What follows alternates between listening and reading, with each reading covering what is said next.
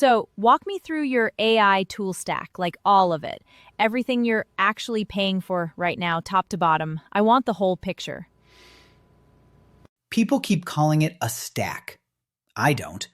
A stack is what happens when you subscribe to 12 things, forget what 4 of them do, and lose an entire Tuesday trying to remember which one still has credits. I've done that.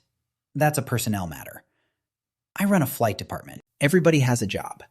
ChatGPT builds the system. Claude plans the mission. Perplexity checks the evidence. Firefly handles visual production. Gemini is fast. Gemini is very fast. Gemini has been asked to slow down. And Cursor is currently employed in the very technical position of prove it. We're still reviewing the benefits package. It's an ongoing conversation, and I don't want to get ahead of it. But the rule is simple. Do real work. Show the evidence. Earn the next assignment.